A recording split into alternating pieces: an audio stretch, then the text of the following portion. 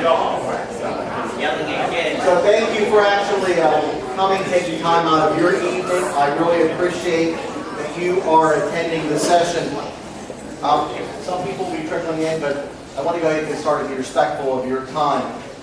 These sessions are both being taped. The one that occurred in the fall will be posting with this session. And we want you to know that all of you that submitted the survey, I went through about 300 different responses to the survey. That's very helpful to me in putting together this presentation. I crafted the presentation around the themes and the requests that I had, realizing that about an hour is hard to give you everything that you're looking for insofar as information. This is just one of the ways that I'll describe for you to stay connected with the district government. I look at this as a very important way for us to communicate, and in future meetings what we'll be doing is we'll be taking questions at the meeting, we'll be passing out cards so that I can kind of go through them and we'll group them together and we'll answer questions at the meeting itself, but not at this meeting. I want to be respectful of your time. One of the important things for me is, as district manager, is to make sure that all of you realize and understand that you're part of a much bigger whole. I'm sure you realize that many of you had careers, high-powered careers in other areas. You chose to move here. We want to tap into your strengths. And so you're going to see some themes, some issues come up that you've been requesting relating to making this the best place to choose to work. After all, no one really had to move here, or very few. Most of us, and I live in District 10, chose to move here because of the quality of life, the way things look around here, and sort of that village's, I'll call it, atmosphere. And it's very important that we maintain that. Each of us have a role in that. Whether you're a gate attendant or whether you're on patrol, you work in a fire station, administration, or you work in O&B, it's very important to me that you have a general understanding of what's going on within the district government. We are spending a lot of time before you and also behind the scenes to try to get this very large ship, if you will, on a little bit different course. And I think what you're going to see in here is how we're doing that. And I want you to be involved and stay involved. So if you take a look at who we are and where we're going, sometimes when you're at a cocktail party, you're thinking, what can I talk about, right? And when you're thinking, what can I talk about, you might want to have this sort of little factoid here. So that we are 17th out of 412 jurisdictions city-wise insofar as population and size. So we're a very large place. If you think of Clearwater, Florida, has 110,000 people and 26 square miles. Right now we're about 70 square miles and growing. You can expect that over the next decade, we'll probably be somewhere around 85, 90. That's big business. We are a large municipal corporation. If you look at it from a county perspective, we're right in the middle. We're about bigger than half, roughly half of the counties in the state of Florida. Very big. If you look at our budget all in funds, $350 million. So each of you have a stake in that. People tend to be confused and think that the district manager has the biggest influence on people's lives on a daily basis, or the assistant district manager, Kenny Blocker. But when you think about it, many of you have a much more profound impact on our residents' lives. Those of you that see thousands of people a day at the gates, and those of you that touch hundreds and even thousands of people at the rec centers. It's very important to me that we remain competitive and what I will term an employer of choice within the Central Florida region. So I wanted to kind of touch on a few of the issues, starting with momentum. We call these meetings momentum because we're building and carrying on those positive things of the past. But we're also making some changes, and we'll talk about that. It's very important to me that we not only make improvements, because we can always improve, but we continue those things that we're doing so well, all of us as a team. So we set out in the fall, when we had our first meeting, we talked about a couple things. I reorganized the district government around some strategic goals that we'll talk about. Some of the alignments were seen as kind of odd, insofar as perhaps customer service and community standards. After all, community standards was doing a very good job, customer service as well, but the pairing of those two units, because they both impact people through customer service transactions, is very important. We have seen a marked improvement insofar as customer responses to the way we're handling applications. After all, it's very, very difficult for people to go through a process, and they want to make an improvement to the largest asset for most people they own, their home, and have to say, I'm sorry, you can't do that, or that doesn't conform with the architectural guidelines or standards. So it's very, very important for those customer service transactions to be tailored in a way that people understand, well, you can't do that, but this is what you can do, and this is how we can get there. It's very important for me to make sure when we reorganize the Department of Property Management and went to more teams and zones and reorganize the landscape division, that we actually are putting people in touch with those services. Very, very important. So what I would say is, as we move along, we're creating performance standards, starting with your senior management team, those people that report to me and to Mr. Blocker, the assistant district manager.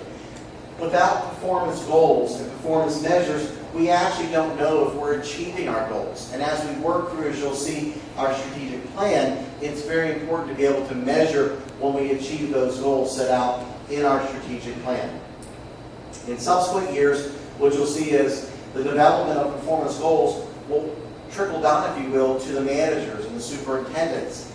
It's very important, again, that as we go through this sort of evolution and this change together, that we actually can say to the BCCDD as I stand up there, and I'm sure that you'll all be with me when I'm standing up there saying that our employees are the best. They are performing the best. How do I know they are? They're hitting their goals. We've set goals and they hit them. How do we know that actually that the things you're recommending, Mr. Bear, as district manager, insofar as paying compensation and changes, we should do? Because we've achieved this, this, and this. And we're on the road to achieving thus, thus, and thus next year. It's very important that we as a government look at the efficiencies and the effectiveness, but more so efficiency with which we are doing our jobs. And what I would challenge each one of you is, as you go through this budget process, which we just kicked off earlier this week with the senior management team, that you take a look at your services and those services that are provided to you from other departments. After all, we're all a service provider in the government, and we're all a service recipient.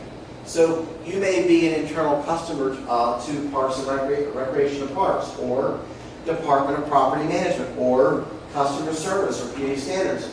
It's important, as you think about how you have those interactions, that you provide that feedback. If you see a way that something can be improved, I would challenge, I would ask you to make that known to that other department. So as they build out their budget, we can become better as a team. Another thing is ensuring our standing as an employer of choice. You'll see that amongst our stressors that we have is the provision of services and limited staff resources. It is so important that we maintain our standing as a place of employment where people choose to go. After all, there are many other employers in the region where people can go. To do that, we have to make sure that our training, that our pay, now people are waking up, that our pay, that our other compensations as far as holiday schedule, retirement, reflect the competitiveness that we need to attract those people. It is extremely important, and I know, as I said this morning at the session, that through those many clicks working with MAG and looking at your own self-assessment of your job and your analysis of your functions you perform, that we have a fair comparison to other competitor organizations, both public and private. After all, the district is a very unique place to work.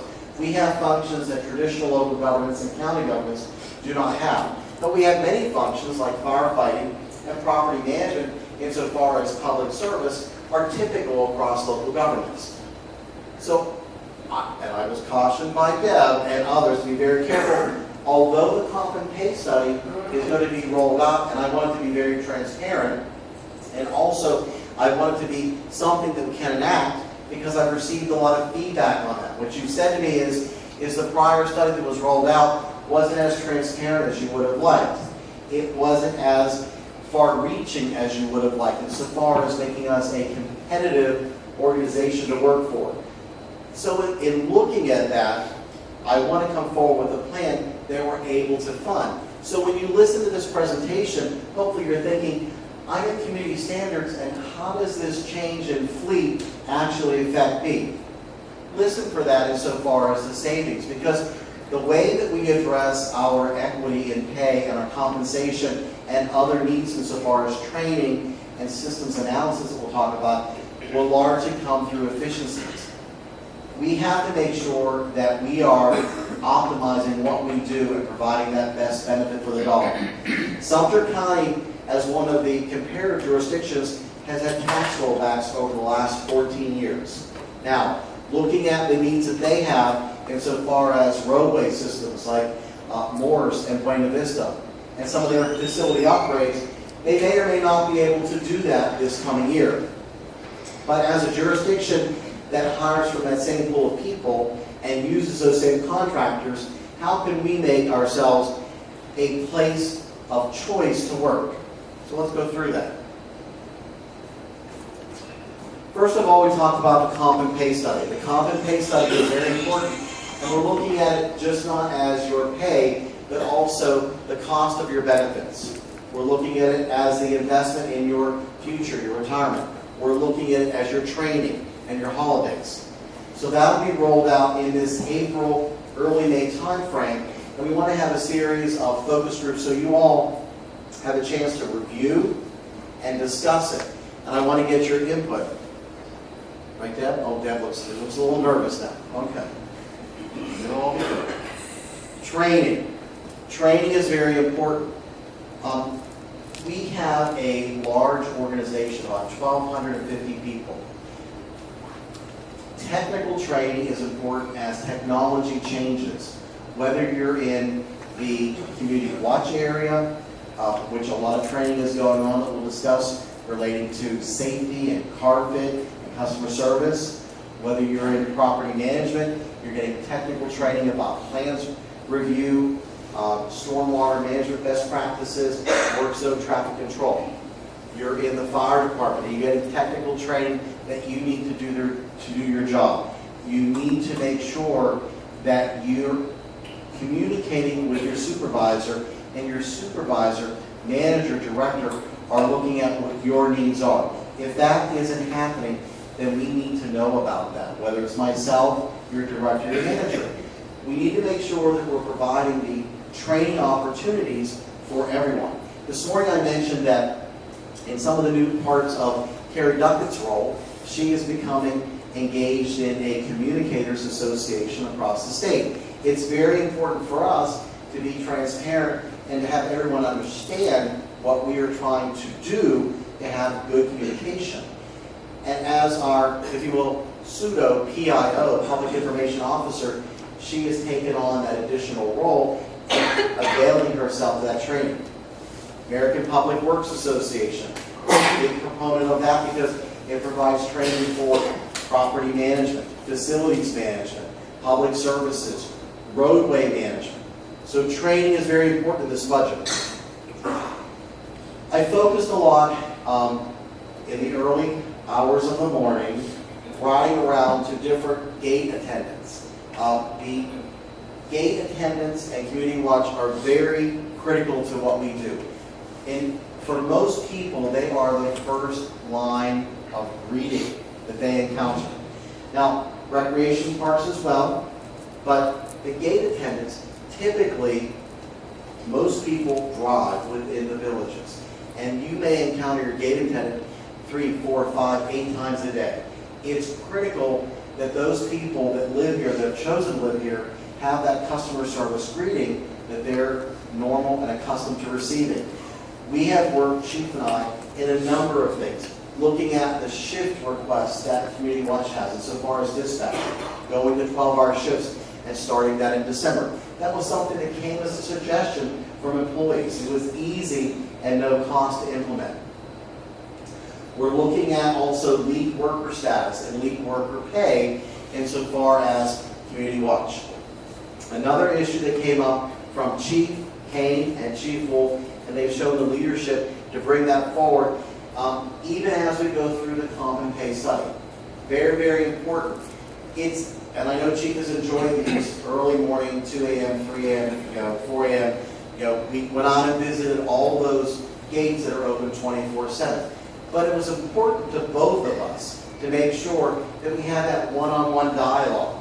It is extremely important to me as I represent all of you, and I take that very seriously with the VCCDD, the Village Center Community Development District, and that I present the budget that it represents all of us. And I'm sure as I'm getting a meeting, you'll all be there to support me. Right? Strategic planning. How can we say that we are going in the right direction, achieving what we set out to do, if we don't have a plan? To build a house, you need a plan. To lay out a sewer system, you need a plan. So we, your senior management team, are going through a strategic planning effort that will be rolled out later this year to be shared with all of you and others. It is important that our strategic plan is aligned with the monies that we spend within the district government. It is important that the reward system and the pay and comp plan is aligned with that strategic plan. So we're working on that behind the scenes. That's something that I think we'll have completed. Our hope is by mid-summer. As I mentioned, budgeting season just kicked off. We have a special complexity here in the district government, different than working where I have in Clearwater, Florida, or Alexandria, Virginia, because we have so many jurisdictions that are represented in the villages, cities, and counties, and so many people that don't understand the maintenance assessment, the difference of the amenity fee, their municipal taxes, their county tax structure. The bearing on us is they look at us as another layer of government, and we are. And they ask, what do I get for that layer of government? So it's very important, again, for us to be able to say, this is what in your place of choice where you've chosen to live, you are receiving for those dollars that you would spend in your maintenance assessments and also in your amenity fees. So, enhanced communication. This is one of the ways, as well as the district bulletin, the employee newsletter, your staff meetings. And my hope is that you all are involved in some way with staff meetings. If you're not, then again, we need to understand, and we need to, some of you may be difficult with Community Watch. I see Chief over here. But you need to have that connectivity to the organization. At the gatehouses, and I'll mention that again, with Community Watch, we are delivering the employee newsletter and the district bulletin. It's also posted online for many years back. E-notification. Hopefully all of you signed up for e-notification. Extremely important. That timely information about precautionary water notices, information that you need to know. It's timely, it's necessary. Now, through these meetings and all this communication, I don't look for you to be able to explain how to build a bridge or how to operate a sewer system. But I do have an expectation that when a customer says, what's that construction on South Morris? You know, it's brown, it's kind of metal looking, it's behind the trees, that you have at least an understanding that it's a fire station, or you would say, well, you know, I'm not really sure, but this is where you would go to get that information. You'd call customer service at 753-4508, where you go into customer service. So this is where you go to get that information. With a large organization like this, it's very important that we stay connected to that central core system of values that we have and share that with our residents. We've done a lot of things to become more transparent, both to our elected officials and our residents. what have we done? We've pulled a number of things off the district meeting consent agenda. If you haven't been to a district meeting, you haven't seen your government in action, I'd invite you to come to a district meeting. Perhaps a district where you live. 80% of our employee population lives within the villages. And my thought is probably the other 20% want to move here shortly, right? So, in looking at that, it's very important to actually have an understanding of how we interact with our residents and how our residents interact with us and our elected officials. So, transparency, extremely important. Enhanced customer service we touched on. Systems and analytical decision making. We'll talk about that a little bit. As we create budgets and as we go through our budget season, it is extremely important for us to make sure that we are spending, as stewards of that money, we are spending it extremely efficiently. So it's important for us to have good information systems that I mentioned in the fall we're considering. We were very fortunate that the BCCDD and NSCUD approved 2 systems that we'll describe. One for our financial kind of stewardship and efficiency of our management of our money, our invoices, our ledger balances, and then the other for our assets, $2 billion with the B dollars. Master plan for communication. Carrie Duckett in her role is taking on a master plan for communication. What do we want the website to become? Can we have an app? How do we want to interface with our residents? We'll talk a little bit more about that with regard to our asset management system. Strategic plan I touched on. Fleet. How we procure our fleet, how we maintain our fleet. What real relevance does that have to someone in administration? Well, the relevance it has is that through an interlocal agreement, we are going to be able to have our fleet maintained for free. Well, how does that happen? Well, the way that happens is that's actually, if you will, a loss leader to a series of interlocal agreements and sub-agreements with Sumter County. Sumter County actually has a fleet maintenance facility. Rather than us go out and purchase or lease the land and build a facility and have to staff that facility, we're going to maintain our fleet and save hundreds of thousands of dollars a year by going into an interlocal agreement, which was just approved with Sumter County. There are a number of sub-elements of that agreement, which I'll touch on. That agreement contains signals, roadway lighting, mentioned fleet maintenance, and GIS, Geographic Information Services. If we as a district choose to establish each of those areas on our own, stand up a Geographic Information System unit, staff that unit, train those people, how much money would you think we would spend? In Sumter County to stand up a unit was almost $1 million. Their dollars taken out of play then for something else within the district government. Very important for us to make sure that we look for that interlocal cooperation. And we've done that with this interlocal agreement. Capital projects. So recently the Amenity Authority Committee set out to look at some of their capital projects upcoming. The first 2 I'll discuss together, Paradise Recreation Center and also the Villages of Marion facility, the former Baptist Church off of County Road 42. 19.3 acres, a very good condition facility, building exists.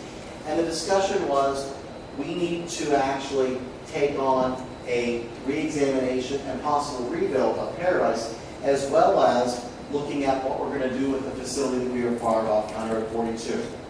What the decision was that there will be at the end of February, when that comment period is over, we've got a comment period going on, what sort of things would you like to see in this brand new recreation facility? How would you like it programmed? Would you like to see what kind of pool, table tennis, what sort of indoor and outdoor activities? So that ends February 28th, that sort of commentary period. Hopefully some of you as residents have engaged in that, because the facility is for everyone, not just for people that live, as it's within District 4, not just for people north of 466.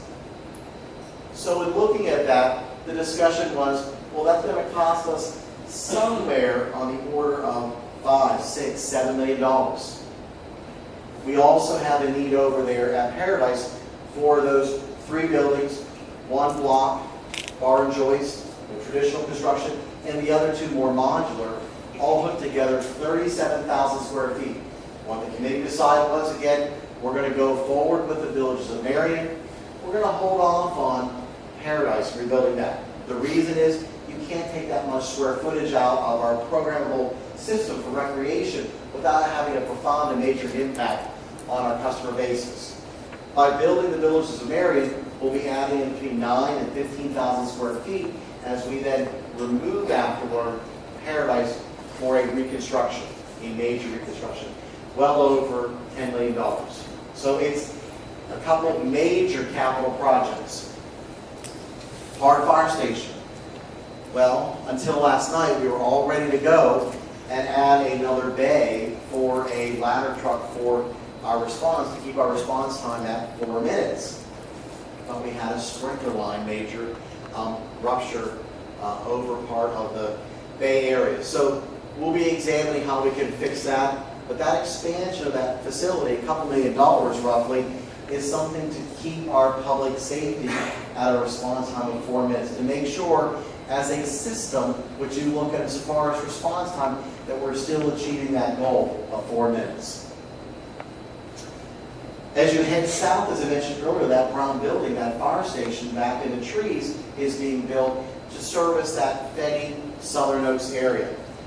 Something a little non-traditional, we're adding a customer service office there on the side of it. That's under construction, and the fire station and the customer service area should be open by early summer, May, June. The reason we're doing that is, again, if we were to go out and purchase additional property or lease it and build a separate facility, what impact does that have on the district government's budget? What sort of stress does that place on it as we're in this time of change, trying to make sure that we look at our population insofar as system, analytical needs, and making us an employer of choice? How do we tie up that money? It's much better to co-locate the facilities together, and also within the next year we'll be starting construction on a Department of Property Management and a Recreation and Parks swing space area in the back, co-located with the utilities. That sort of thinking may be a little bit different for the district government, but it represents really an optimization of that resource and that land. The wood shop behind the fire station across from Eisenhower Rec Center, just south here on Buena Vista Boulevard. Again, another amenity to address a burgeoning need within the villages and the wood shop and all of the backlog of users of that facility. Shea Gate and Delmar Gate. So it's difficult when you look at the Shea Gate and you go out there at 11:30, 10:30 at night, we were out there, and you have a gate attendant say, well, when I have to use the restroom, I have to use a trucker urinal, or I actually have to walk down to the Circle K along the side of the road in an unlit section of road with no sidewalk. So it's a little bit difficult when you think of it in terms of our core values: stewardship, hospitality, hard work, creativity, innovation. It's not a cheap thing to do. This is probably going to cost us tens of thousands of dollars, but we've taken on the role of adding a bathroom facility at that facility. It's something important for us insofar as looking at our team. Why would that team member have that sort of issue when the rest of us don't? So Sam, Community Watch, Sam Wortenby, have been working with the town of Lady Lake to get that designed and permitted. Delmar Gate, the Amenity Authority Committee actually just approved a second inbound through lane. Again, it's not an extremely big project, probably about $80,000, but it makes it more consistent with the other gates. That person working that gate has really an onerous task on them insofar as leaving the gate, and they go out and say, hi, how are you? And the person says hi, and then they get yelled at by the next driver because are you going to hold the gate open for me? And they've got to run back in and push the button. Or if they don't come out, they weren't greeting me, they weren't standing and greeting me by the job description. So we actually have sort of catch-22 with a staff gate that's different than any other gate just about in the entire villages. It has about 20% more traffic than Cortez. It has twice the gate strikes, and it has roughly twice the complaints from customers. So we're going to take that on as a project as approved by the AAC. Later this year, in the spring, well, the next month, we'll be taking on a wayfinding signage program. One of the things that was set out as a capital project was to make the multimodal paths more visible at night. Many of those ramps, sometimes as residents using those paths, you know, are difficult to see because they're not reflective. These new signs will be both reflective, easy to read, and meet national standards for a trail as such. Aquatic access chairlifts. So if you've been following some of the social media, some of the newspaper articles, you've received some of the emails, perhaps you've been in recreation or administration, this is a really difficult issue. You know, most of us in this room probably don't have a need for an aquatic access chairlift.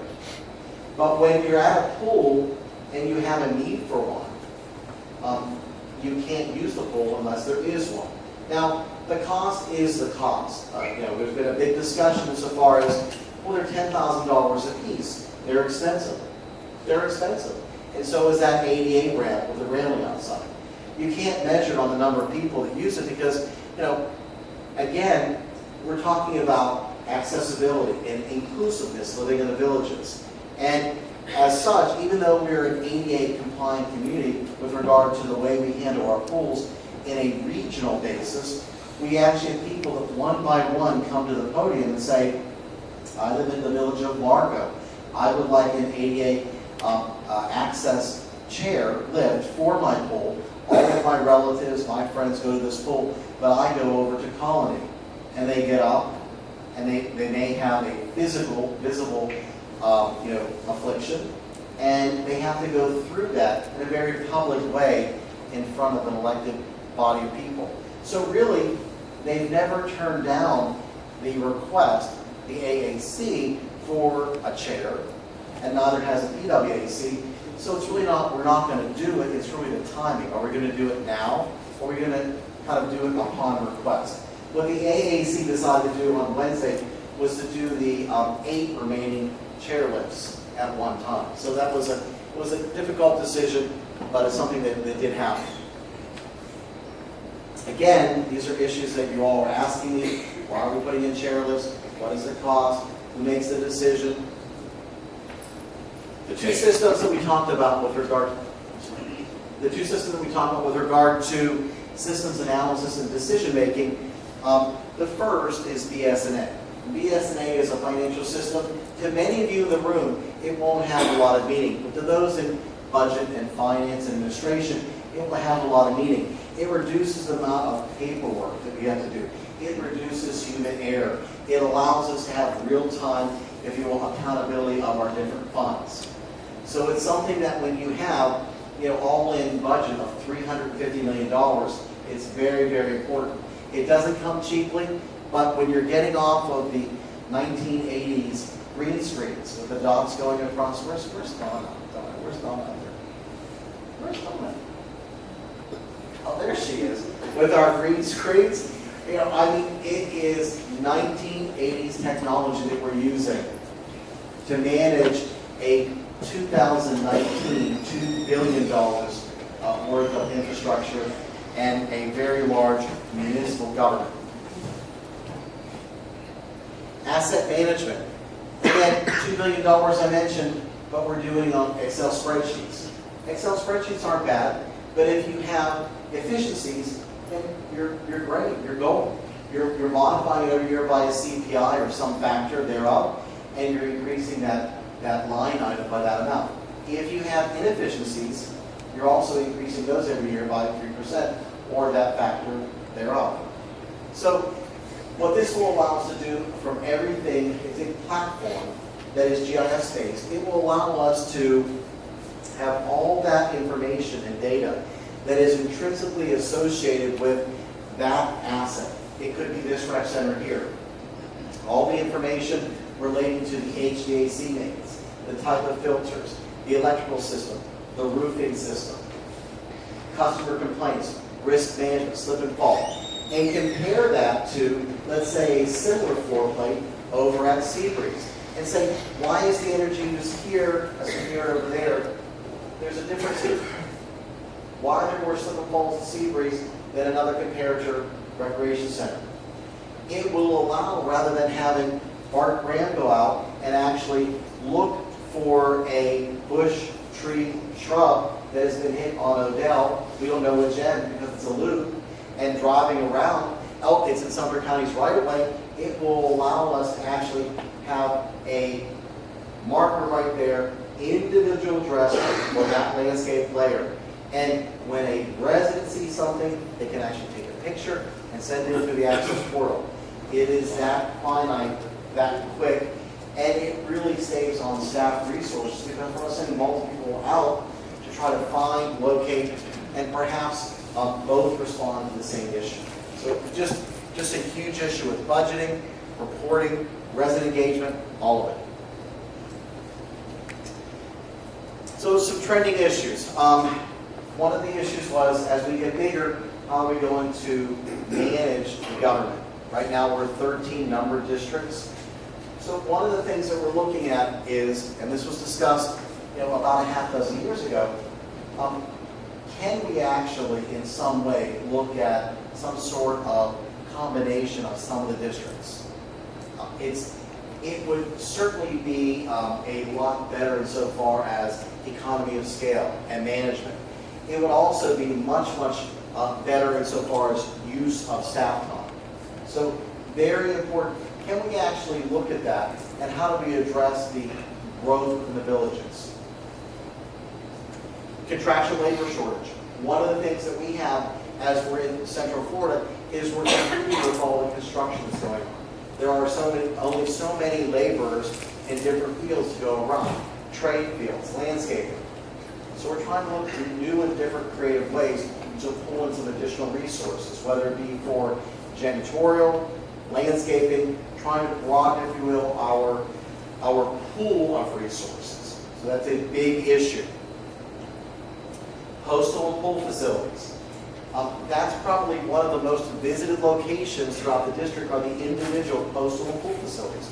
Nearly everyone goes, if not every day, every other day, to pick up their mail, the postal station. So as we change the level of expectation driven by the different boards and committees to make those postal stations look better, you will see that there'll be increases in those janitorial maintenance costs associated with those postal stations. Again, it's how we present ourselves to our customer basis. District 12 and 13 infrastructure. So District 12 and 13 is laid out quite a bit different infrastructure, different pond systems, different design, different densities, different types of infrastructure altogether. We have to grapple with how we manage that infrastructure, how we budget, and how we forecast the needs of it. It's very different when you drive down to Defetti and Southern Oaks, and you look at that development compared to Districts 9 and 10. The lay of the land is different, and the types of water treatment systems are very different. So for district staff, it's a very much a driving issue. One of the issues that was raised was, why is there so much attention being paid to Fenny and Southern Oaks with all the budgeting? What were all the issues last year dealing with the project-wide advisory committee and dealing with the needs down in Fenny with the common infrastructure? And those needs were driven by creating a sense of place, if you will, for that end of the villages. And really, if you think of it, it's kind of the new middle. Many of you have asked for a more detailed, a different annual survey. You've asked for the annual survey to be more inclusive, results to be put out, to actually know with the different questions on the survey what things were done to address them. So it's something that we need to work on. That was a pretty frequently asked question. Satellite offices. We talked about the customer service down there at the fire station. There are also 3 additional fire stations that are being worked on so far as in the planning stages, largely in the Leesburg, 470 corridor, and a little further south. Office space. So we all have office space needs. We've begun conversations to look at short and long-term lease spaces, swing spaces for us with office space. Many people ask whether or not we are moving to Brownwood. I have no knowledge of that. There is no plan that we are moving to Brownwood. But we are looking at additional space in the Lake Sumter Landing. We have offices that are literally one on top of another, people sitting in hallways. So it's very important that we look for additional office space. One of the ways we're addressing the community watch need for office space is we're going to co-locate, as I mentioned earlier, out at the fire station on 468 South Forest with DPM and create additional office space for them out there. We're also getting ready to complete a set of plans for the remodeling of the Bonita Community Watch facility.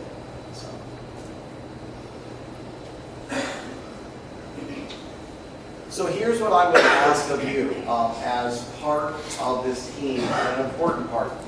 Stay connected. We put a lot of effort into the employee newsletter. That employee newsletter focuses issues that we understand are important to you. Issues of pay and compensation, issues of budgeting, issues insofar as facing the local government, the district government.